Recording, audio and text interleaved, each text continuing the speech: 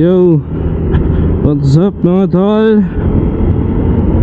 Sunday nga pala, and lumabas lang ako kasi umuulan buong linggo eh. So ngayon lang ako nakapagmotor, and gusto ko lang matesting tong bago salpak natin pyesa.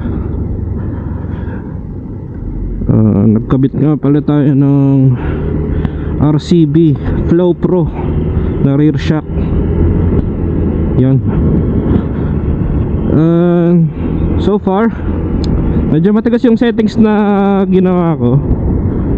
Pinakabit ko nga pala sa isang tropa, kay Papa Raymart.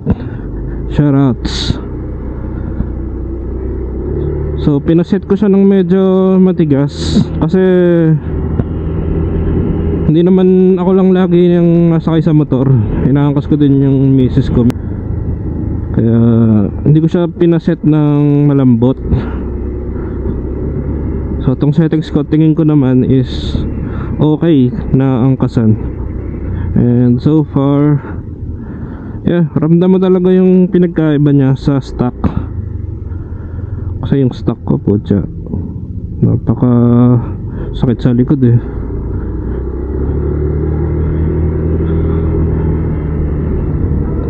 Bala ko lang mag-ikot-ikot ngayon sana, kaso nautusan pa ako ng misis. Pero sige, ikot ko muna itong motor, medyo pakikiramdaman ko. At tingin ko naman mukhang okay naman sa akin itong ganitong settings for now. And syempre magtatry pa rin tayo ng iba hanggang sa doon na tayo sa settings na perfect sa atin and perfect din sa timbang ko. Yan. And binabala ko nga pala na mag-build itong Aerox na to. Actually pinlano ko siyang ibenta, and pwede pa rin naman. Nung nagpost kami, for sale siya for 100k. Kasi kung bibilin siya ng 100k, ilalet go ko to, plano ko bumili ng standard na Aerox V3, tapos yun na lang ibibuild ko. Pero since dahil bago pa yung V3 ngayon, siyempre sigurado lahat ng mga gustong bumili sa V3. Pero kung meron gusto ng V2 and willing sila magbayad ng 100k, then why not? Ilalet go ko tong Aerox na to. Actually fresh pa tong Aerox na to. 2023 model siya, pero tingnan nyo naman yung Odo, 5k pa lang. Alagang alaga to, all stock, hindi pa kinakargahan.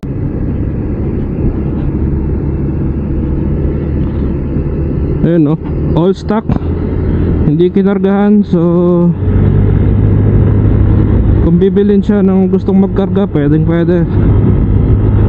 Pero sa ngayon, since hindi pa siya nabibili, and kung hindi man mabili, okay lang naman.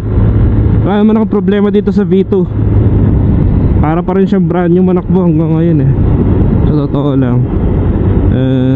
Yun,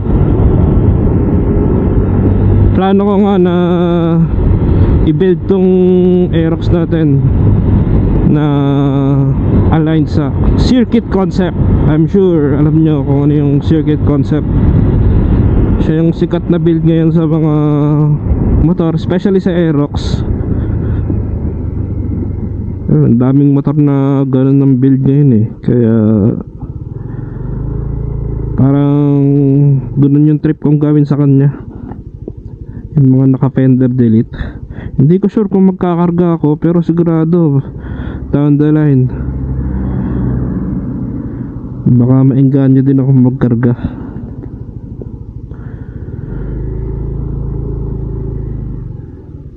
So yan, plano kong unahin muna syempre yung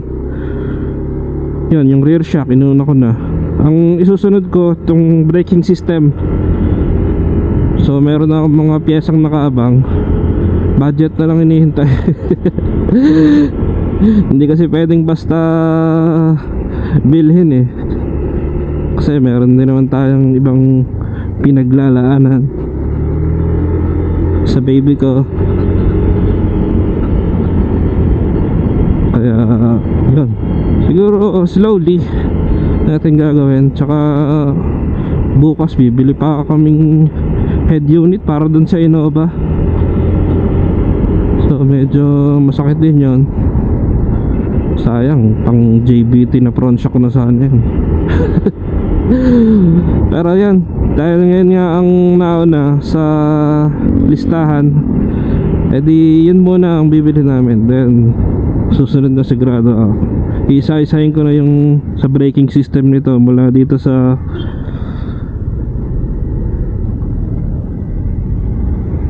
brakes, sa disc, sa hose, saka sa caliper. Yun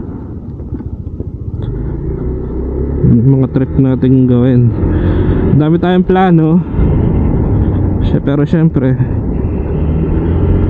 priority pa rin is family. Kaya yung budget natin, pag naisingit lang itong motor, then tsaka tayo pwedeng bumili. Tapos after ng braking system, tsaka na siguro ako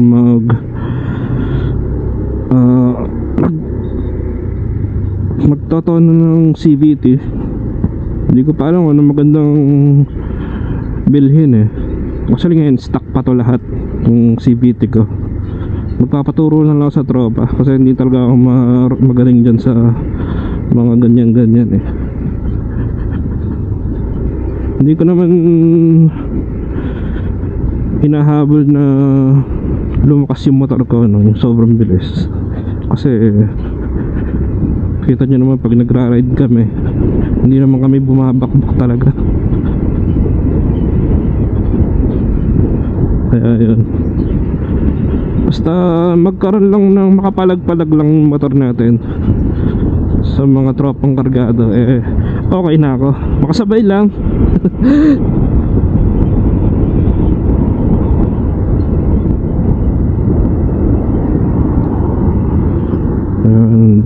Ano pa ba ang mga future plans natin sa Aerox?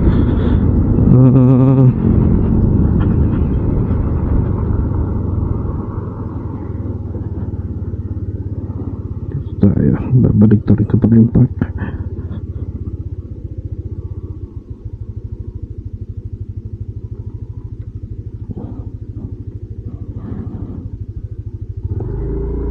After ng CBT, siguro for the longest time, finally siguro magpapalit na ako ng pipe. Tagal na kasi nitong stock pipe ko eh. Actually hindi talaga ako mahilig sa pipe. Okay na kasi ako sa stock. Peace of mind lang talagang habol ko. So yun, tabay muna tayo dito. Hindi ko nadala yung tripod ko. Picture sana.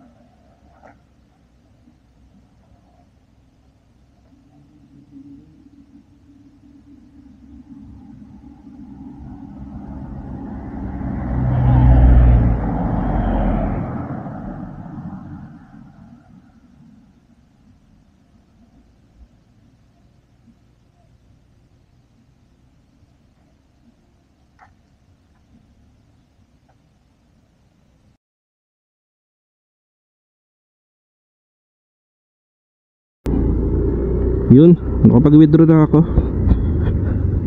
Siguro I don't feel like having coffee now. Kabili na lang ng lemonade. Refresher na lang kaysa coffee.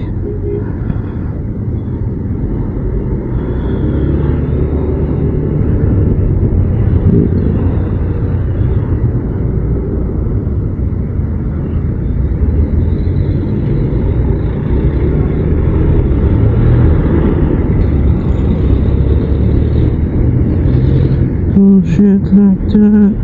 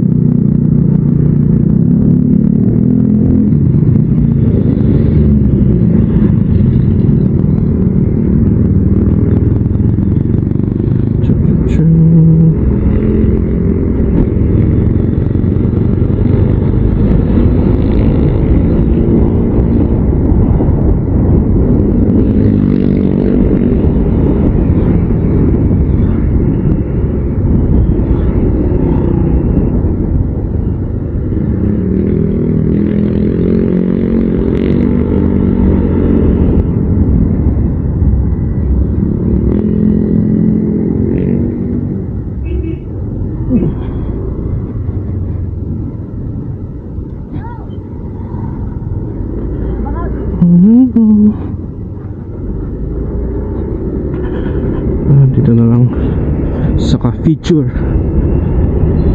Sana walang masyadong tao. Oh, mukhang daming tao ah. And saan kaya magpa-park?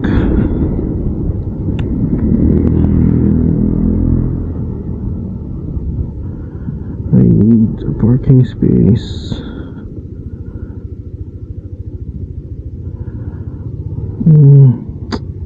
Can't to sidewalk.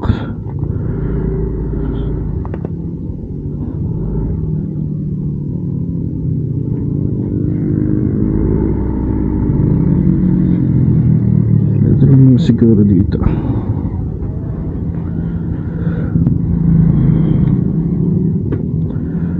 Bullshit like that.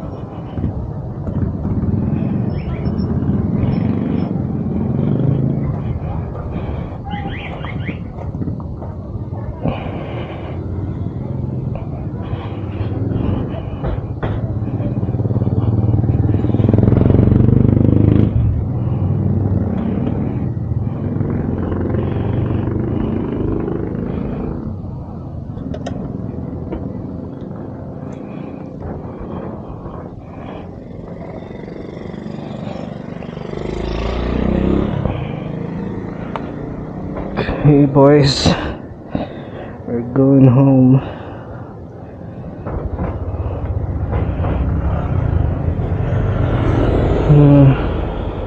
Medyo chimil lang ako dito ng konti. And bumili ako ng take out para kay Mrs. na coffee. Ka-feature boss sa Los Baños. Check them out. They have good stuff. Mukhang uulan na, kaya umuwi na ako eh. Yun oh, dilim na ng ulap.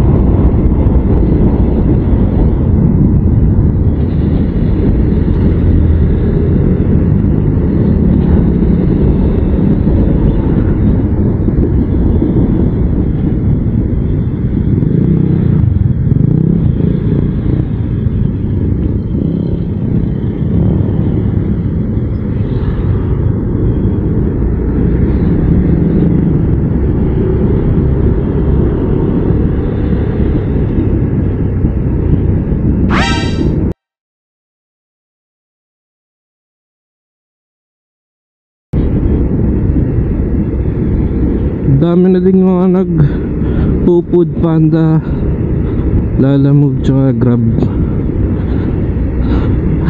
Ayan, itong Jollibee, tambayan to ng mga nag-food panda. Dumadami na sila.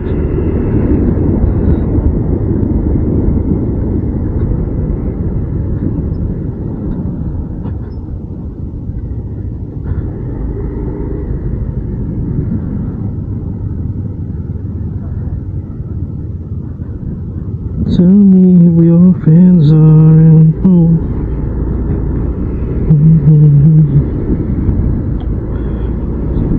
Dumi pala ng motor ko.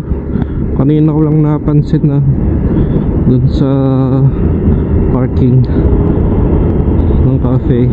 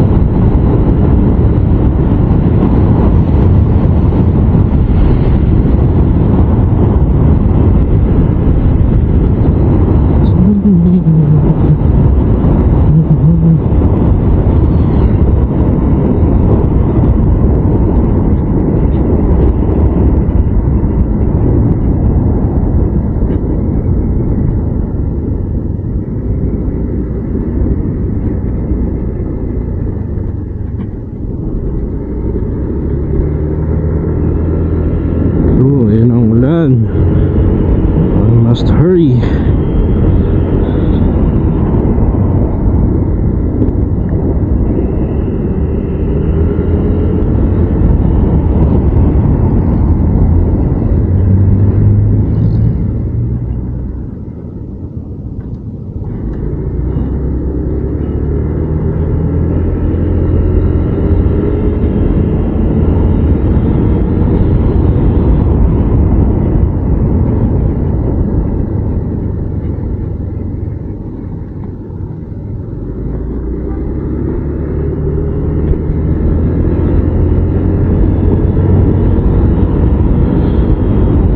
So yun siguro, that's it for the vlog. Salamat sa pagsama mga tol. And not sure kung kailan tayo makakapag-ride ulit. Most likely ako na lang mag-isa nagra-ride. Medyo tagilid na si JD, binebenta na yung AX nya. And yung iba naman still wala pang time para mag-ride. So most likely we're going back to our original state from back then. Solo rider again, si Papi TV. That's okay.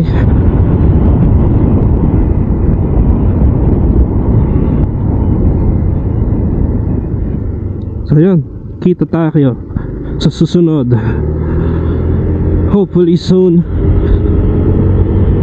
I'll see you guys on the next one. Peace.